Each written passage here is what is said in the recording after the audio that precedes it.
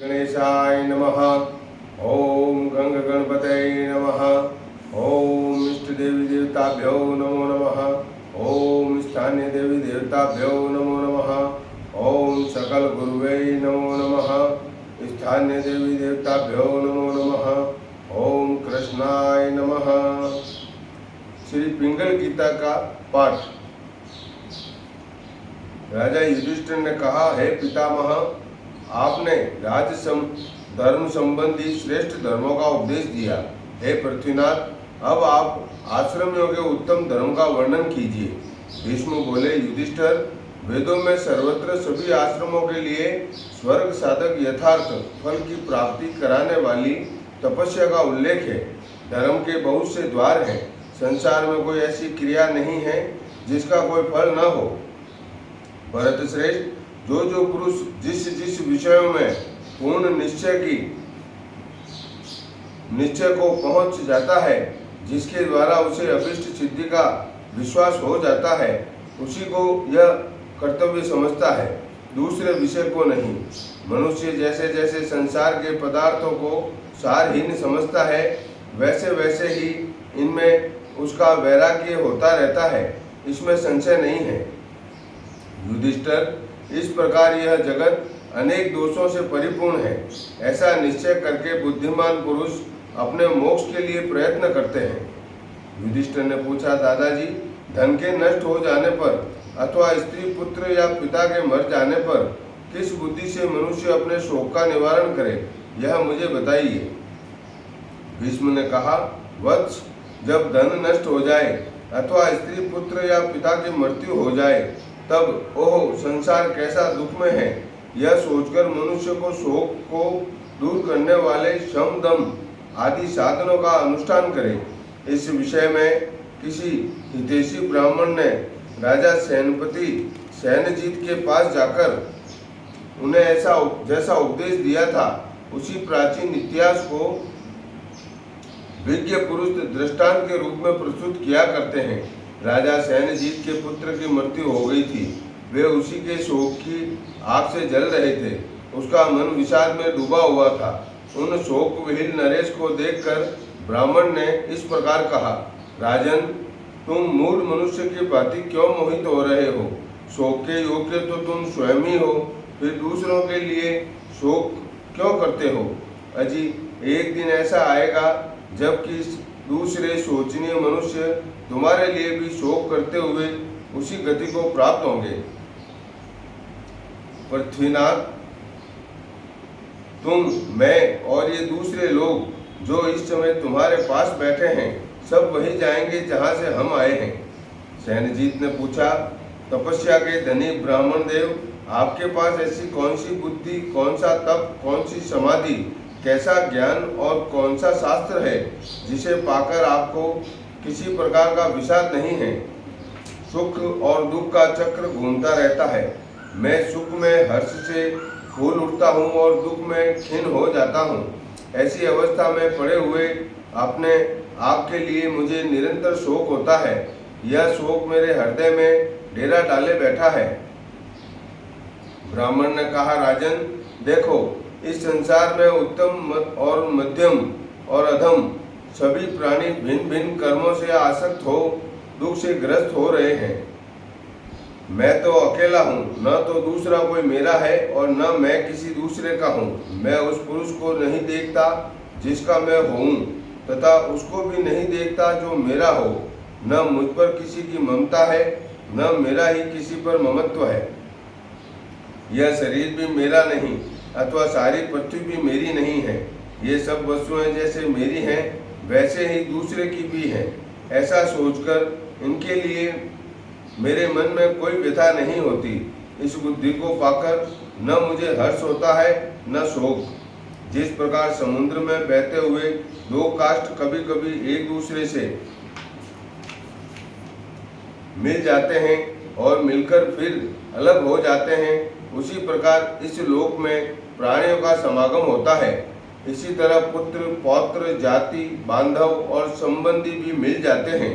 उनके प्रति कभी आसक्ति नहीं बढ़ानी चाहिए, क्योंकि एक दिन उनसे विच्छोह होना निश्चित है।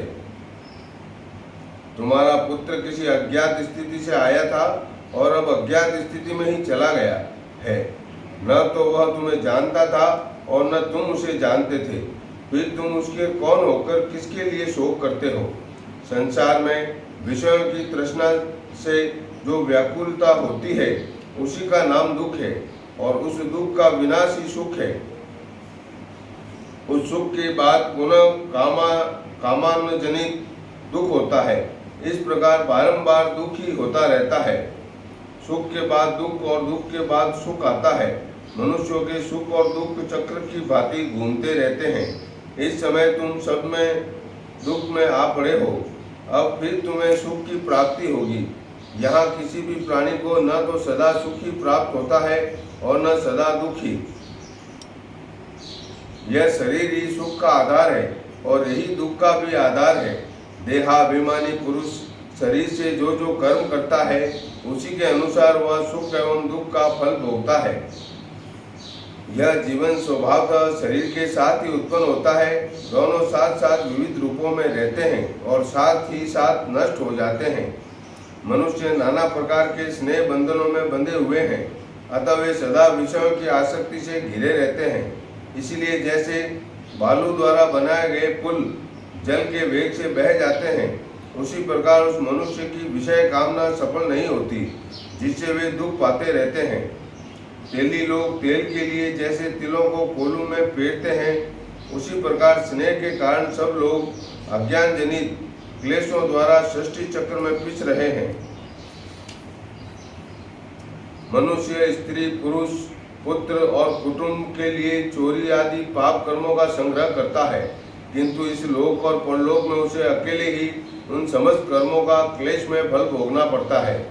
स्त्री पुत्र और कुटुंब में आसक्त हुए सभी मनुष्य उसी प्रकार शोक में समुद्र में डूब जाते हैं, जैसे बूढ़े जंगली हाथी दलदल में फंसकर नष्ट हो जाते हैं।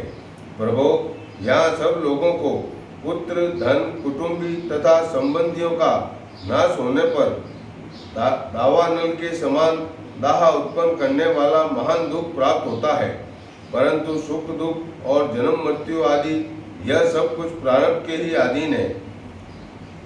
मनुष्य हितैषी सुहृदों से युक्त हो या न हो, वह शत्रु के साथ हो या मित्र के, बुद्धिमान हो या बुद्धिहीन, दैव की अनुकूलता होने पर ही सुख पाता है। अन्यथा न तो सुहृद सुख देने में समर्थ है, न शत्रु दुख देने में समर्थ है। न तो बुद्धि धन देने की शक्ति रखती है और न धन ही सुख देने में समर्थ होता है। न तो बुद्धि धन की प्राप्ति के कारण है, न मूर्खता निर्धनता में। वास्तव में संसार चक्र की गति का वृत्तांत कोई ज्ञानी पुरुष ही जान पाता है, दूसरा नहीं। बुद्धिमान शूरवीर मूढ़ डरपोक गूंगा विद्वान दुर्बल और बलवान, जो भी भाग्यवान होगा, दैव जिसके अनुकूल होगा, उसे बिना यत्न के ही सुख प्राप्त होगा।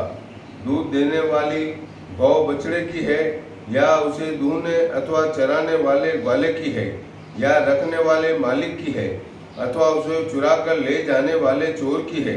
वास्तव में जो उसका दूध पीता है उसी की वह गाय है, ऐसा विद्वानों का निश्चय है।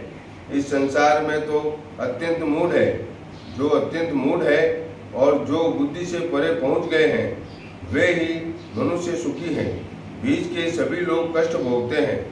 ज्ञानी पुरुष अंतिम स्थितियों में रमण करते हैं, मध्यवर्ती स्थिति में नहीं। अंतिम स्थिति की प्राप्ति सुख पूर्वक बताई गई है और उन दोनों के मध्य की स्थिति दुख रूप कही गई है। खोटी बुद्धि वाला मूर्ख मनुष्य अपने कर्मों के शुभाशुभ परिणाम को कोई परवाह न करके सुख से सोता है, क्योंकि वह कंबल से ढके हुए पुरुष की भांति महान अज्ञान से आवृत रहता है। किंतु जिन्हें ज्ञान जनित सुख प्राप्त है, जो द्वंद्वों से अतीत है तथा जिनमें मत्सरता का भी अभाव है, उन्हें अर्थ और अनर्थ कभी पीड़ा नहीं देते हैं। जो मूढ़ता को जो तो लांघ चुके हैं, परंतु जिनको ज्ञान प्राप्त नहीं हुआ है, वे सुख की परिस्थिति आने पर अत्यंत हर्ष से फूल उठते हैं और दुख की परिस्थितियों में अतिशय संताप का अनुभव करने लगते हैं। मूर्ख मनुष्य स्वर्ग में देवताओं की भांति सदा विषय सुख में मग्न रहते हैं, क्योंकि उनका चित्त विषयाशक्ति के कीचड़ में लथपथ होकर मोहित होता जाता है।